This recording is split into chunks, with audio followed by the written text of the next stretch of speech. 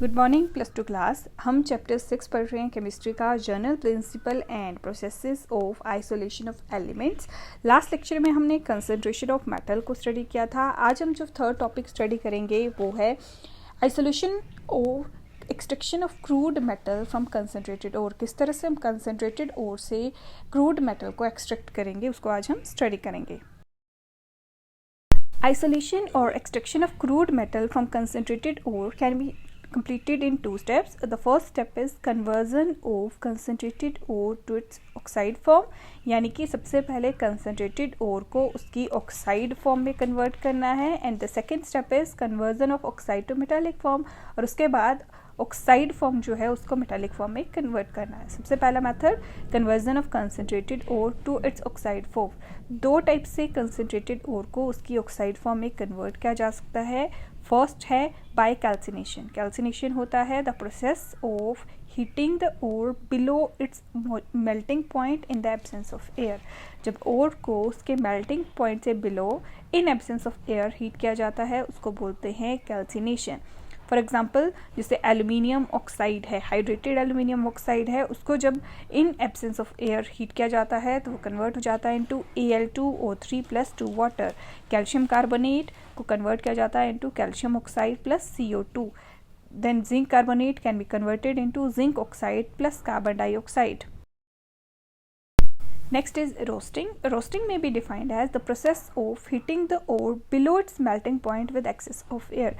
Again ore को heat किया below its melting point, but इस बार क्या है in excess of air. Like sulphur plus oxygen is converted into 8SO2। अब एक्सेस ऑफ एयर में हीट किया है, दैट मीन्स ऑक्सीजन की प्रेजेंस में किया है, तो सल्फर किस में कन्वर्ट हो गया into sulphur dioxide. Zinc sulphide get converted into zinc oxide plus 2 sulfur dioxide. Zinc sulfide is converted into zinc sulfate.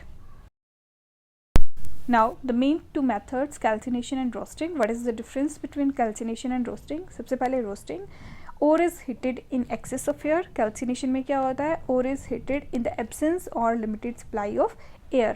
Roasting क्या होता है, this is used for sulphide ores. जो कैल्सिनेशन होता है this is used for carbonate ore. जो roasting है sulphur dioxide is produced along with metal oxide, और calcination के केस में क्योंकि कार्बोनेट ओर थी तो क्या प्रोड्यूस होगा कार्बन डाइऑक्साइड। एग्जांपल है रोस्टिंग का zinc sulphide plus oxygen gives zinc oxide plus sulphur dioxide, and calcination का एग्जांपल है zinc carbonate is heated get converted into zinc oxide plus carbon dioxide. Now the second step, conversion of oxide of the metal to metallic form. कैसे हम oxide of metal को metallic form में convert करेंगे, हम करेंगे by reduction process। अब reduction के लिए अलग अलग metals को use किया जा सकता है, अलग अलग reducing agents को use किया जाता है। सबसे पहले carbon acting as reducing agent, और process को बोलते हैं smelting. In this process, the roasted ore in the form of oxide is mixed with carbon and heated to a temperature above its melting point in furnace. When the oxide of metal is reduced to molten metal, क्या करेंगे, roasted ore लेंगे, roasted ore oxide form में होगी, फिर क्या करेंगे उसको carbon के साथ मिक्स करेंगे और हीट करेंगे। हीट जिस टेम्परेचर पे करेंगे वो उसके मेल्टिंग पॉइंट से क्या होना चाहिए, ज़्यादा होना चाहिए। फिर क्या होगा, मेटल जो होगी वो क्रॉसपॉन्डिंग मेटल में कन्वर्ट हो जाएगी, यानी ऑक्साइड ऑफ मेटल कन्वर्ट हो जाएगा into corresponding metal. Zinc oxide into zinc, tin oxide into tin, lead oxide into lead. This is used for the extraction of metals like zinc, copper, iron, lead, tin, etc. The metal formed as a result of production are generally in molten state and can easily be isolated. अब ये molten state में मिलेंगी जो भी metals मिलेंगी और इनको isolate करना easy होता है। The carbon reduction process is very effective in extraction of iron by carrying the reduction of hematite ore.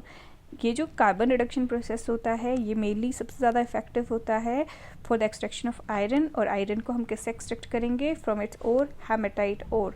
This is done in a blast furnace and the process is known as smelting. ये जो overall process होता है यानी कि जो extraction of iron होती है या उसकी रिडक्शन जो होती है ये ब्लास्ट फर्नेस में करते हैं, और जो प्रोसेस होता है that is known as smelting. Next is hydrogen as reducing agent. कुछ एक मेटल्स जो होती हैं वो कार्बन से रिड्यूस नहीं होती है, जैसे कि टंगस्टन, निकल, इनको क्या किया जाता है, इनको हाइड्रोजन से रिड्यूस किया जाता है, जैसे WO3 + 3H2 बल्कि W + 3H2O, W is tungsten. Then aluminium as reducing agent. जो एल्यूमिनियम है वो जैसे कुछ एक मेटल्स होती हैं, क्रोमियम, मैग्नीशियम, आयरन, इनकी एक्सट्रैक्शन में यूज़ होता है। क्यों? क्योंकि एल्यूमिनियम जो होता है ये बहुत ज़्यादा इलेक्ट्रोपॉजिटिव है, तो ये इन मेटल्स की एक्सट्रैक्शन में पर्टिकुलरली यूज़ होता है। जैसे chromium oxide plus aluminium will get reduce to aluminium oxide plus chromium, iron oxide plus aluminium, aluminium oxide plus iron. इस तरह से हमें क्या है, क्रूड मेटल मोल्टन स्टेट में ऑब्टेन हो जाती है।